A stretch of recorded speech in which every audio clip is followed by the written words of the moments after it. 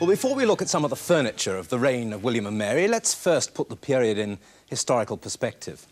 In 1688, there was a revolution in England. It was brief, bloodless, and entirely successful. By the time it was over, James II had been deposed. Now, James had never really understood the English. He believed that he could force on them Catholic supremacy. By the time he discovered his mistake, it was too late. 200 miles away from the seat of government, down at Torbay in Devon, William of Orange had landed, helped, he said, by a Protestant wind. The West Country rose to join him, and before long his supporters had gained control of the key cities in the Midlands and the North. James then settled matters by running away. The next spring, William and his wife Mary, who was incidentally James's daughter, were crowned as joint sovereigns. Now, with a Dutch king on the throne, it wasn't long before Dutch and German craftsmen, some of them expert cabinet makers, began to arrive in England. And they added to the influx of workmen from the continent, which had begun in 1685. In that year, Louis XIV repealed the Edict of Nantes, which had guaranteed religious toleration to the French Protestants, the Huguenots. And so, as a result, over 400,000 of them, most skilled artisans, silversmiths, joiners, silk weavers, people like that, they left their homes and fled, some to Holland, Switzerland, a few to America, and many here to England. And English craftsmanship gained immeasurably from the skills they brought with them. The baroque, which had dominated European art and architecture since the Renaissance, began to make stronger headway now in England. Its rather elaborate decoration seemed well suited to the grand houses and formal furniture of the new reign. One of the king's protégés was a man called William Blathwayt, who had been James II's Secretary of State for War and had served as a diplomat in Holland.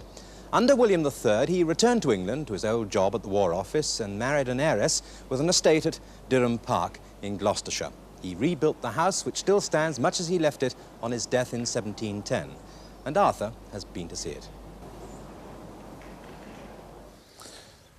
Well, here's the balcony room. I suppose one of my favourites. I'll tell you why a bit later. Look at the walls. You remember the Elizabethan square panelling covering all the walls and the doors and everything. All changed now. 1690, 1695. Long panels, huge panels now, not the little square ones. Ionic columns, a baroque influence here now with those heavy carved gilt capitals. A little cluster of columns around this fireplace, and huge mouldings up above there. And not only did the walls or the panelling change, but so did legs once more. Legs of tables changed.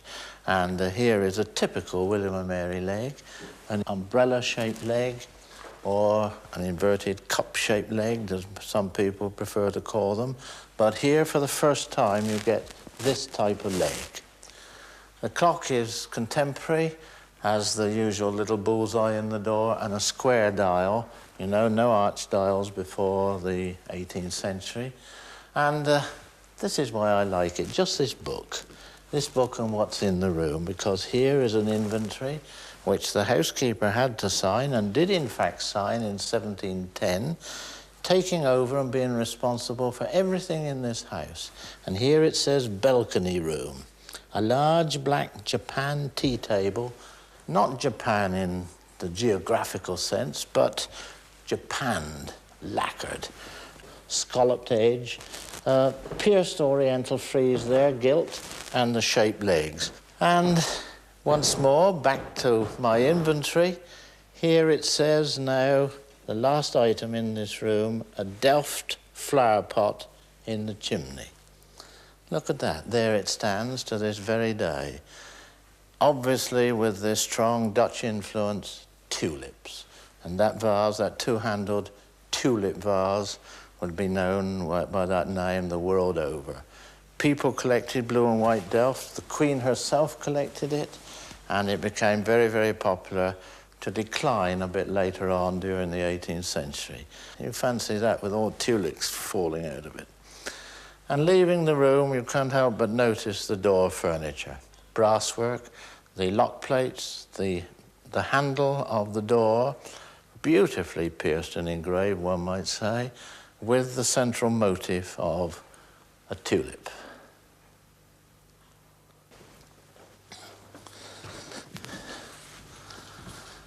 Here's another room where the decoration on the walls have changed a bit. Because you see here, even at this late date, about 1690, there they decorate the wall with a mortlake tapestry. And, of course, needlework. Everyone knows, I think, that such houses as this employed a professional embroiderer to teach the lady of the house and the female staff needlework. And so one is apt to find a number of needlework boxes or caskets such as that. But this one's a little different, you see, because there are all the usual attributes of stump needlework, this business of putting the needlework over wadding and so raising all the figures in sort of low relief. But this is where this one differs. Not only is it dated, that's nice, 1693 up the top there in silver wire. There's a portrait of William III under this awning. But look, everything is loose on this. There, the entrance to the awning, you see, oh, look at those colours. You can just imagine what this box was like in these colours when it was first made. And everything else is loose. You see its companion here. All the arms are loose. Every animal, the wings of every bird, the pears on the pear tree, all in 3D. So here's a 1693 example of needlework in 3D. Now, what about these two chairs? Here they are, William and Mary, Charles II. Now, you see, William and Mary chairs are known to have the tallest backs of any chair made. 2.5 times this distance is from the height of the chair to the ground. 16 inches there to 40 inches here, exactly right, because I've measured it. But let's have a look at the two chairs, because there's so little difference, and yet there's such a lot of difference. You see, here we are, both in walnut, both with nice shaped arms, scrolled here, a little bit more detail on the William and Mary one. Both have inverted S-shaped supports under the arms, just a little more moulding on here.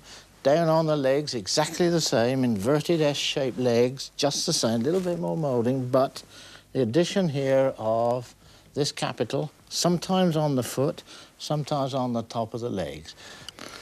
Now, you see, basically, these two chair frames are exactly the same, practically the same. Where does the difference come? It comes by the removal of this front central stretcher off the Charles chairs. They take away the rather stiff baluster-turned stretchers underneath. They go. And you see what happens here on the William and Mary chair. No central stretcher, but look at those understretchers. Not just crossed, X-shaped, but X-shaped in such a way that they've sort of raised up there and come round in that scroll, sort of leading one just to see that little turn finial. So there's only about 15 years difference here between this Charles chair and this William and Mary one. But you see what's gradually happening. We're gradually getting some shapes and designs and getting away from those rather stiff chairs that went on through the earlier part of the 17th century. Now, what about these two?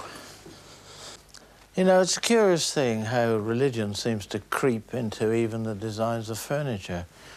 You'll recall how the Huguenots fled from France.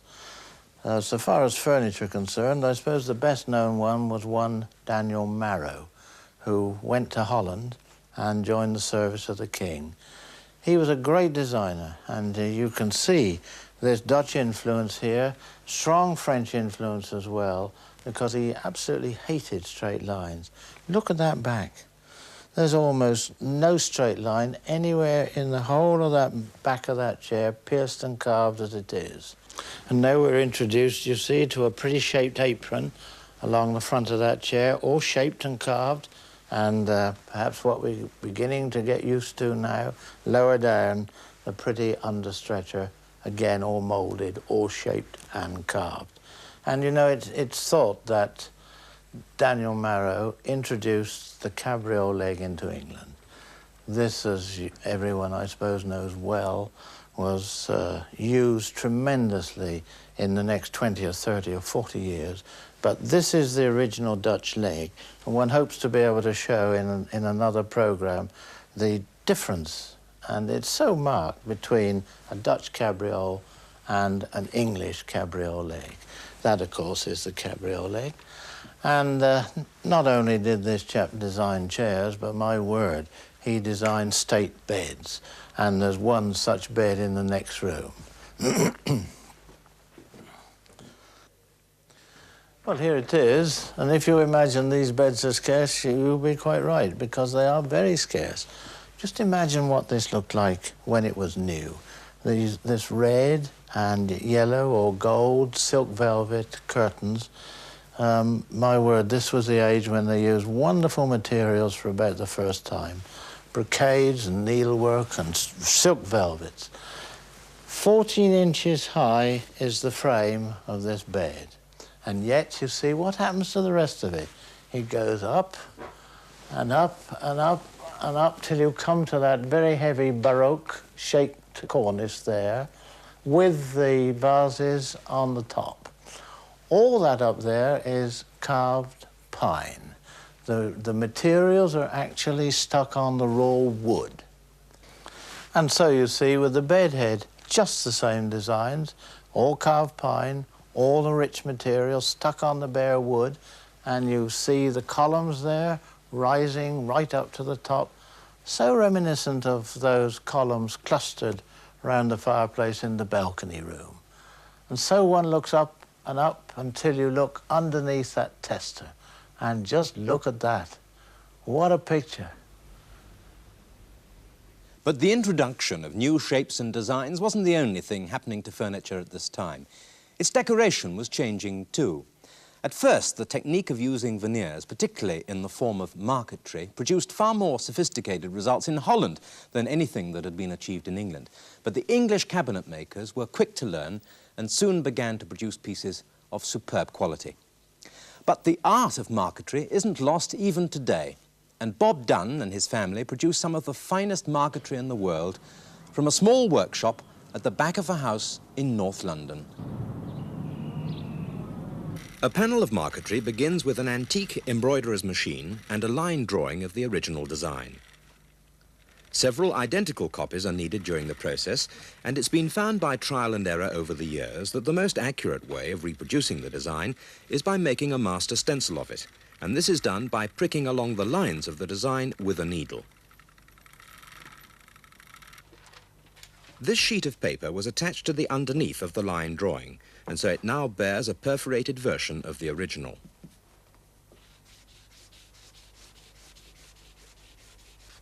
The special powder that's rubbed through the small holes produces, on the sheet below, the first of the working copies of the design. The design then has to be cut up into smaller sections, and here 2 of the copies are necessary, as some of the cutting is bound to overlap.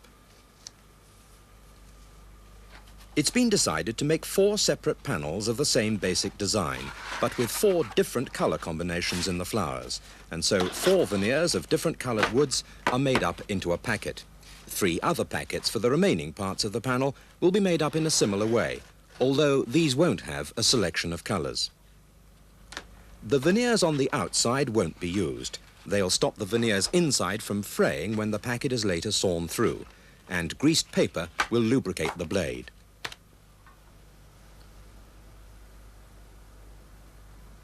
The glue isn't used to stick the veneers together. It's only applied to the outside veneer so that the cut-out design can be stuck onto it. This will serve as a guide for the sawing. And so that there'll be no movement of the veneers in the packet while it's being sawn, it's then pinned together.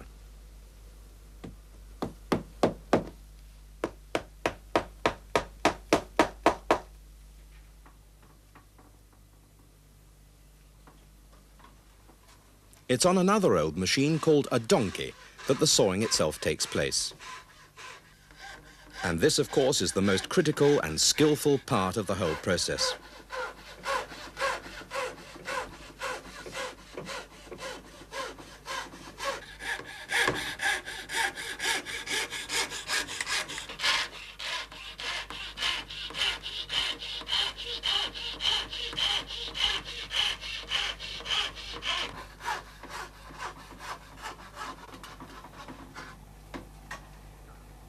After a minute or so, one small piece is completed and can be removed from the packet. This is just the first of a large number that will be carefully placed in the tray in their appropriate positions.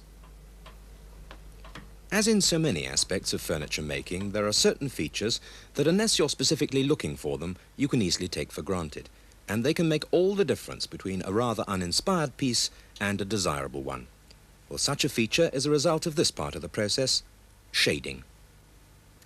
Parts of the design are placed in a tray of hot sand, and within a few seconds they start turning brown where they're scorched. The skill, of course, is not only to time it right, a little too long and the wood could burn, but also to graduate the scorching so that it produces an effect of modelling. Without shading, this is how the veneer would look.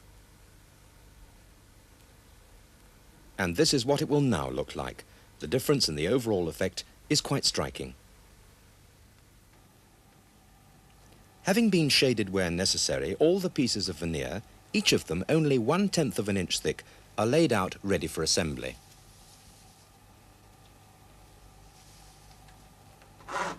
But first, the backgrounds for the panels have to be sawn out.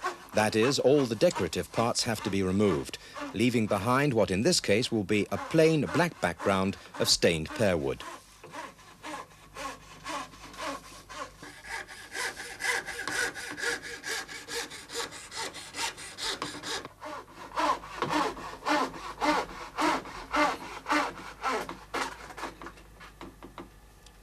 Each of the 4 panels is made up in exactly the same way and filled with the colourful pieces of veneer. It's rather like putting a delicate jigsaw puzzle together.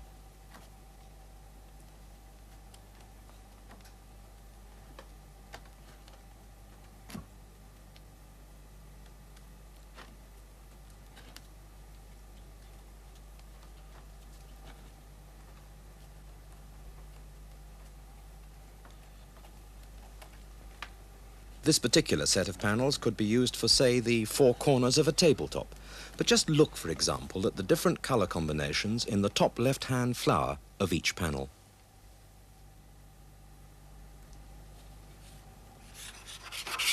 They're now sent to another workshop where they're glued onto the piece of furniture for which they were designed. Here, for demonstration purposes, a panel has been glued onto a block of plywood and a piece of walnut veneer added.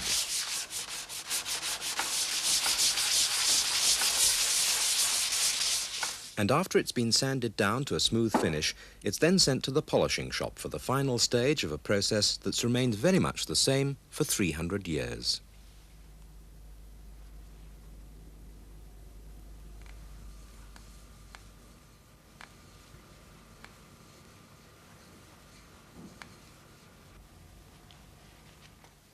Well, quite a remarkable film, showing great skill in the hands of those workmen.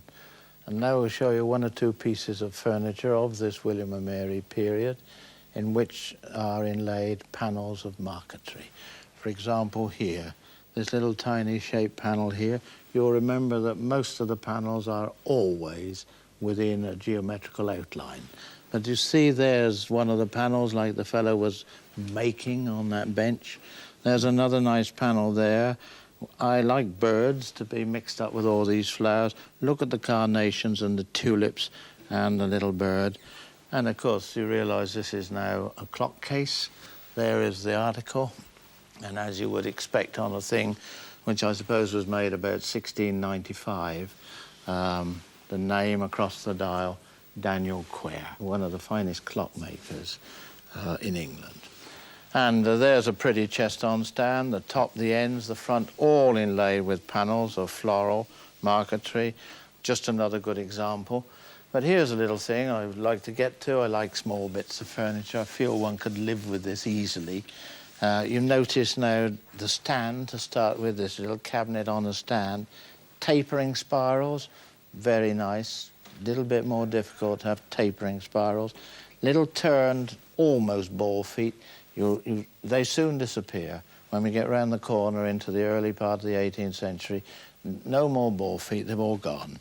And again, a little cabinet with fitted drawers behind, but lovely marquetry oval panels here. 3 different types of veneer or things wanted here. The ebony background, the walnut and the green stained ivory. And look what that man's made of those. Inside there's the little fitted interior. There is a panel of parquetry, which seems to me to be so different from marquetry in that it's heavy, thick pieces of jigsaw that are put together, as against the rather finer, lovely marquetry. And the top, beautifully inlaid, there's your geometrical designs. And here is what we call oyster. And this is veneered in oysters.